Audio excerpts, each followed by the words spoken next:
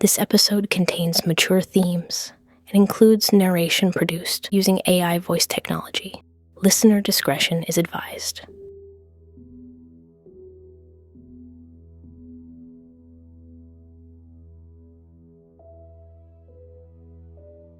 In the peaceful Sierra Nevada community of Keddie, California, a horrific crime took place that has haunted residents for decades. On April 12th, 1981, the small town of Keddie was shaken to its core by the brutal murders of Sue Sharp, her son John Sharp, his friend Dana Wingate, and Sue's daughter Tina Sharp, who went missing and was found dead years later. This gruesome crime, known as the Keddie Cabin Murders, remains unsolved to this day.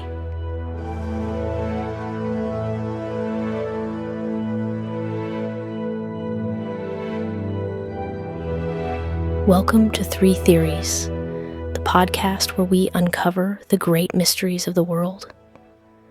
I'm Elena Hart, your guide on this journey through the unknown. Each episode will examine unsolved cases, paranormal phenomena, and historical and natural mysteries, and explore three compelling theories to help you decide. What do you believe?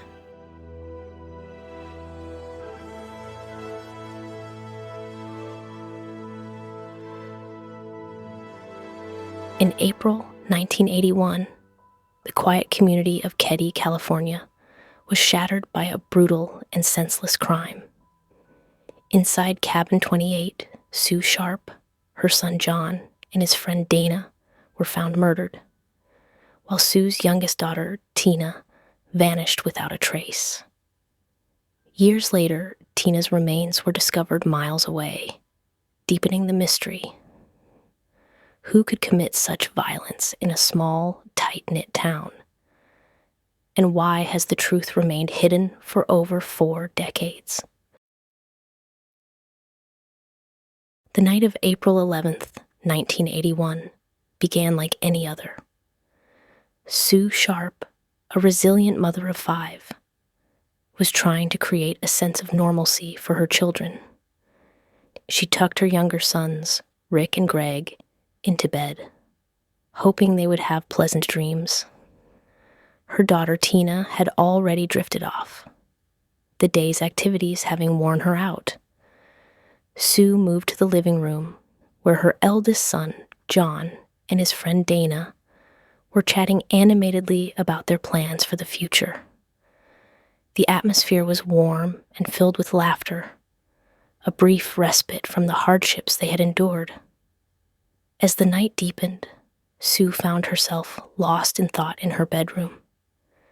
The weight of single motherhood and the responsibility of raising her children in a new town often kept her awake. She heard the faint murmur of John and Dana's conversation drifting from the living room, a comforting reminder that her family was together and safe. But as the clock struck midnight, an unsettling feeling washed over her. The creak of the floorboards, once a familiar sound, now seemed ominous. She dismissed it, attributing it to the cabin's old structure.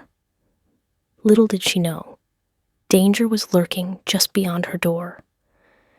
In the living room, John and Dana were oblivious to the encroaching horror.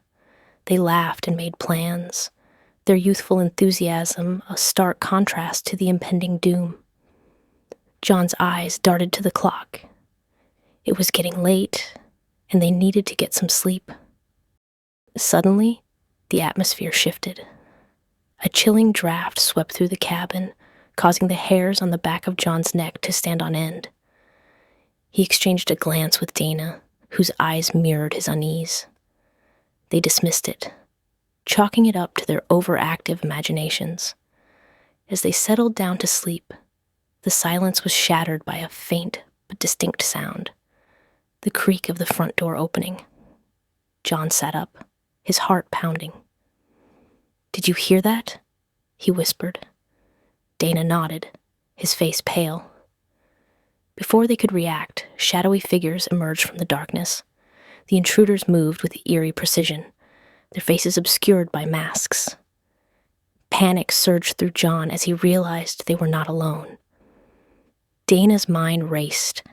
He tried to scream, but a gloved hand clamped over his mouth, stifling his cries.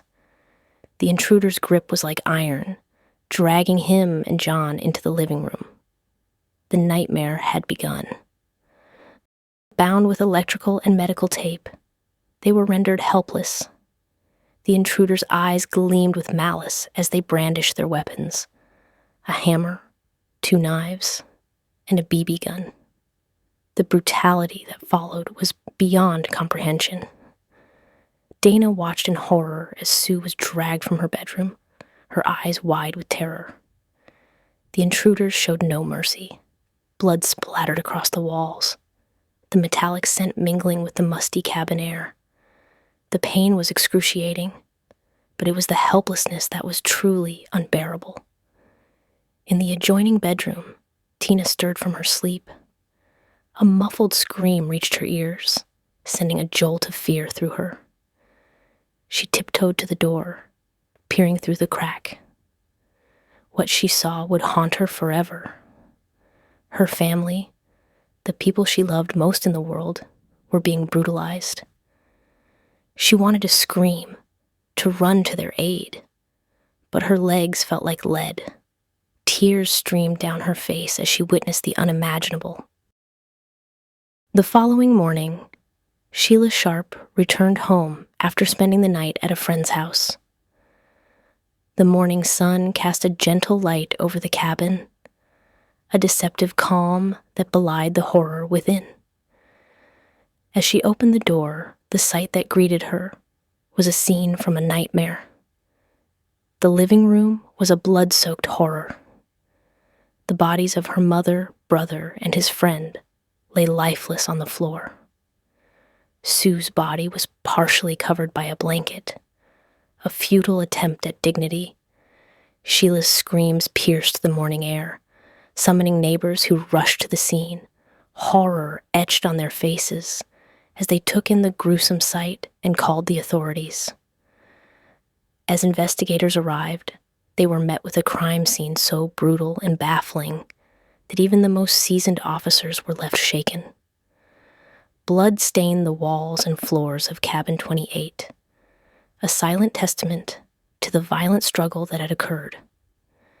The bodies of Sue Sharp, her son John, and his friend Dana Wingate lay in a macabre tableau, their lives viciously snuffed out. But amid the chaos, one chilling realization dawned. Tina Sharp, Sue's 12-year-old daughter, was missing. A frantic search was immediately launched, but despite their efforts, no trace of her was found. In an adjoining bedroom, 3 young boys, Rick, Greg, and their friend Justin, were found miraculously unharmed. They had slept through the entire ordeal, oblivious to the horrors that had unfolded mere feet away. When questioned, Justin provided a fragmented and vague account of the night. He recalled seeing men in the cabin, one with long hair and a mustache, but his memories were disjointed and unclear, likely muddled by the trauma he had endured. The investigation quickly encountered numerous challenges. Key evidence was mishandled, and the crime scene was not properly secured, complicating efforts to find the killers. Suspicion soon fell on Martin Smart, Justin's stepfather, and his friend John Bo Beatty. Both men had questionable alibis and exhibited suspicious behavior in the aftermath of the murders. Martin, known to have had a tumultuous relationship with his wife Marilyn, was rumored to have been angered by Sue's support of Marilyn's possible departure. Despite these suspicions, no concrete evidence linked Martin and Bo to the crime. The case grew colder with each passing day, leaving the community in a state of perpetual fear and suspicion. Then, in 1984, the mystery deepened. 3 years after the murders, Tina Sharp's skeletal remains were discovered nearly 50 miles away, in a wooded area near Feather Falls in Butte County. This grim discovery added another layer of complexity to the already perplexing case. How had Tina ended up so far from home, and who was responsible for her abduction and death? As the years went by, the Keddie Cabin Murders became one of California's most infamous cold cases. The residents of Keddie continued to live in fear, haunted by the thought that the murderer or murderers might still be among them. The Sharp family's cabin was eventually demolished, but the memory of that horrific night remains vivid in the minds of those who lived through it. To this day, the murders remain unsolved, and the question lingers: who killed Sue, John, Dana, and Tina Sharp, and why?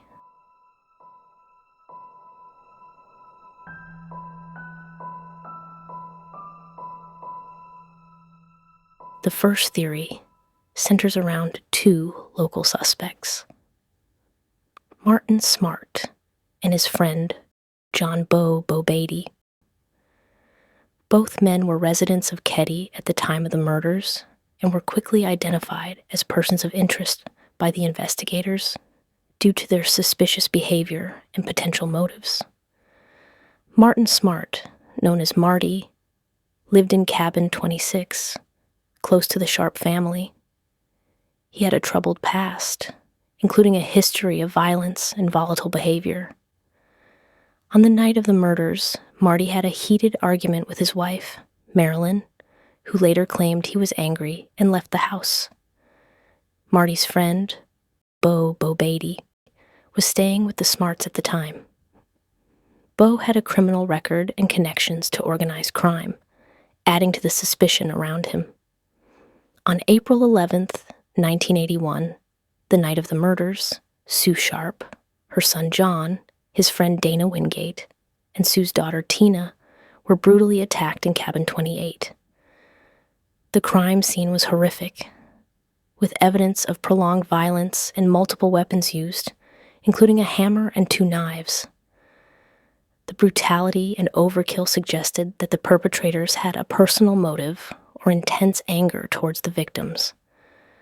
According to Marilyn Smart, her husband Marty had a strained relationship with Sue Sharp. Sue had reportedly advised Marilyn to leave Marty due to his abusive behavior. This interference in their marriage could have fueled Marty's rage, providing a potential motive for the murders. Additionally, Marilyn reported finding a bloody jacket belonging to Tina Sharp in their basement, further implicating Marty. Bo Beatty, with his criminal background, could have played a significant role in the murders. His presence at the Smart residence and his connection to organized crime raised questions about his involvement. Bo and Marty were seen together at a bar on the night of the murders, acting suspiciously. They returned home late, and Marty's behavior was erratic and troubling in the following days. The investigation initially overlooked critical evidence, but in later years, new information surfaced, further implicating Marty and Bo. In 2016, a hammer believed to be one of the murder weapons was found in a nearby pond, corroborating Marilyn's claim that Marty had disposed of evidence. Additionally, a handwritten letter from Marty to Marilyn, confessing to the murders and expressing remorse, was discovered. Despite these pieces of evidence, neither Marty nor Bo was charged during their lifetimes. Marty died in 2000 and Bo in 1988, leaving many questions unanswered. One of the key aspects of this theory is the alleged cover-up by local law enforcement. Some investigators believe that the Plumas County Sheriff's Department did not thoroughly pursue Marty and Bo as suspects due to connections within the community. The possible involvement of organized crime and fear of retaliation might have influenced the investigation, leading to crucial evidence being overlooked or ignored, However, this theory also has its weaknesses. Despite the circumstantial evidence and suspicions surrounding Marty and Bo, there was no direct physical evidence linking them to the crime scene. DNA testing and forensic advancements in later years did not conclusively tie them to the murders. Additionally, some argue that the brutality of the murders suggests multiple assailants, and it is unclear if Marty and Bo alone could have committed such a heinous act without leaving more substantial evidence. Moreover, the motive remains somewhat speculative. While Marty's anger towards Sue Sharp is a plausible explanation, it does not fully account for the extreme violence inflicted on the victims. The involvement of Bo, who had no known personal connection to the Sharp family, also complicates the narrative. Could there have been other perpetrators involved, or was there another motive that remains undiscovered?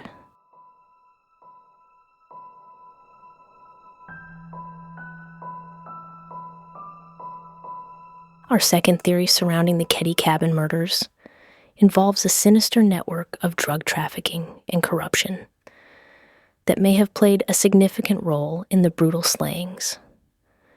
This theory suggests that the murders were not merely a crime of passion or personal vendetta, but were connected to a larger, more nefarious operation involving illegal drugs and corrupt officials. During the early 1980s, drug trafficking was rampant in many parts of California, including rural areas like Plumas County. The theory suggests that the Keddie area, despite its seemingly quiet and secluded nature, was not immune to the influence of drug cartels and trafficking networks. According to this theory, the Sharp family, either knowingly or unknowingly, became entangled in these criminal activities, leading to their violent demise. One of the central figures in this theory is Martin Smart, John Bo Beatty, along with his friend Bo Beatty, had questionable connections and a murky past. Smart's ties to local law enforcement and his alleged involvement in the drug trade add a layer of complexity to the case.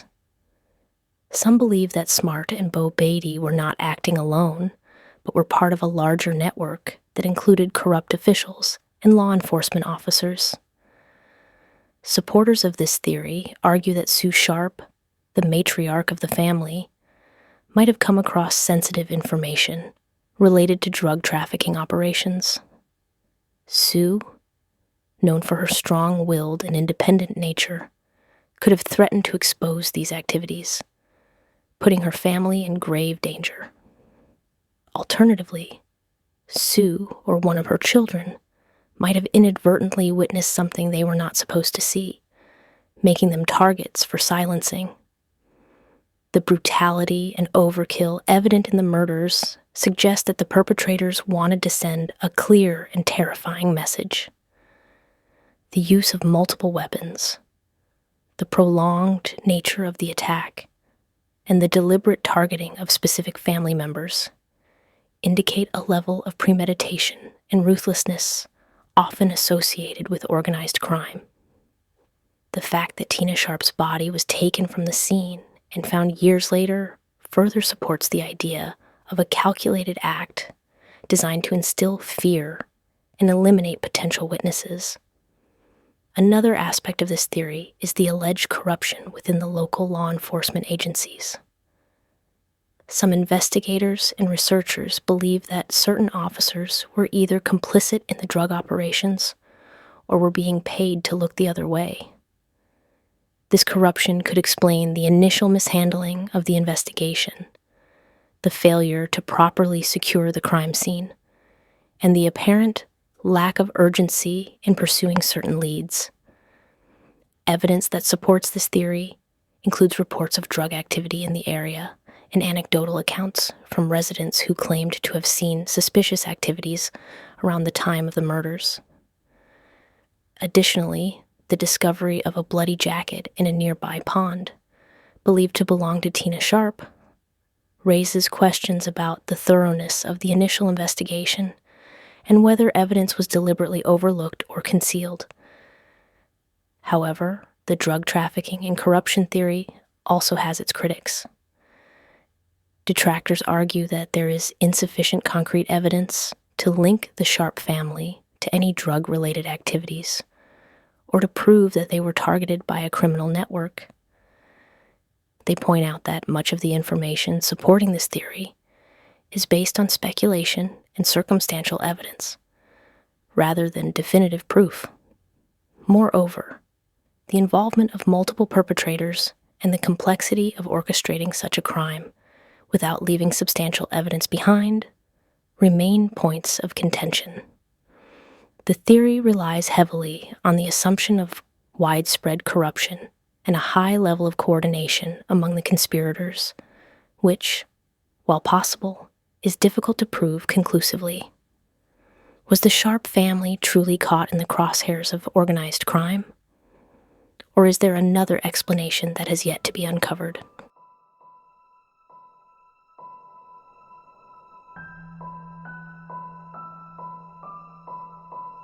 Our third theory proposes that the Keddie Cabin Murders were the work of a serial killer, possibly operating in the area or passing through, who targeted the Sharp family as part of a broader pattern of killings.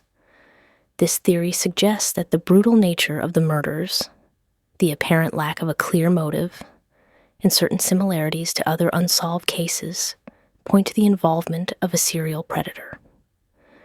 Serial killers often follow a specific modus operandi, MO, and the crime scene at Cabin 28 exhibited several characteristics that align with known behaviors of serial offenders. The excessive violence and overkill, the use of multiple weapons, and the targeting of a family unit all suggest a level of depravity and intent that goes beyond a simple domestic dispute or robbery.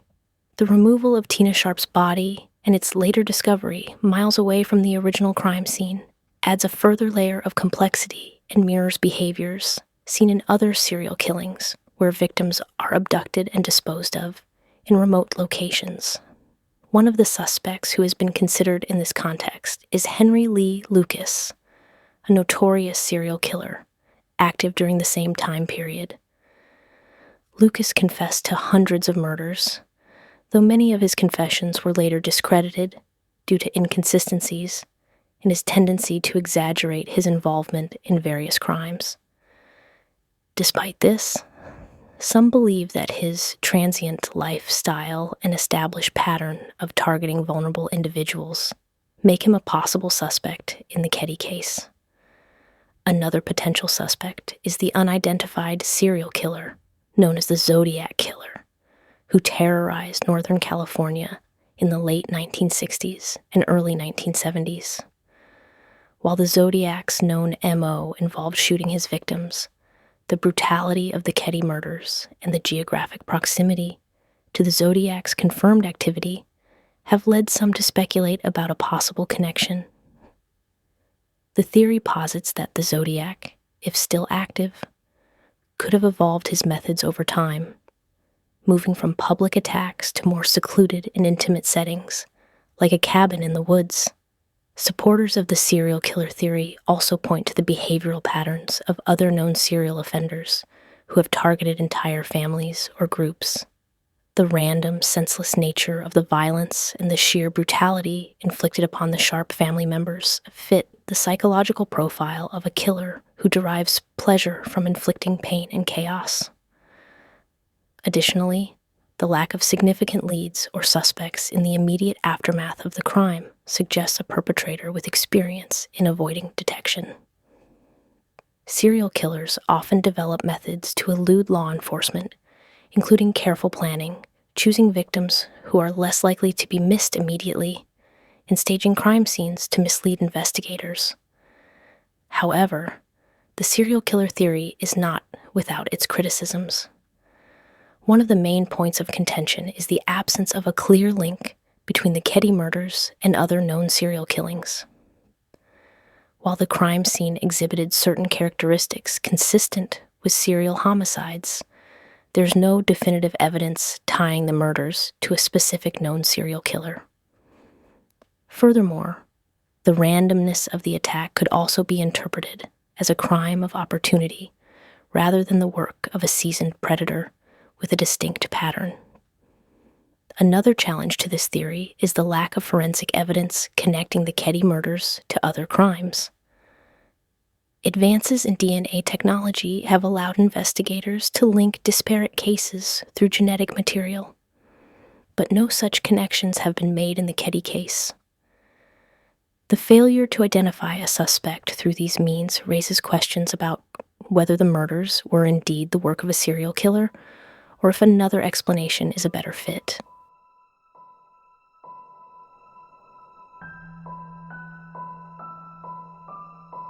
Thank you for joining us on this episode of 3 Theories. The Keddie Cabin Murders remain one of the most perplexing and horrifying mysteries in American history. Were the murders committed by local suspects with personal motives? Could they have been part of a larger drug-related conspiracy? Were the murders the work of a serial killer? Or is there another explanation? What do you believe? To learn more about the Keddie Cabin Murders, visit the resources provided in the show notes and on our website, 3theoriespodcast.com.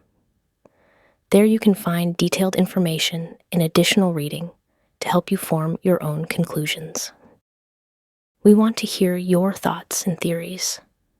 Share them with us on social media and join the conversation. If you enjoyed this episode, please subscribe, rate, and leave a review. Your support helps us reach more curious minds like yours and continue to explore the world's greatest mysteries. Join us next time as we uncover another intriguing case and present 3 more theories for you to consider. Until then, keep questioning, keep exploring, and remember, sometimes truth is stranger than fiction.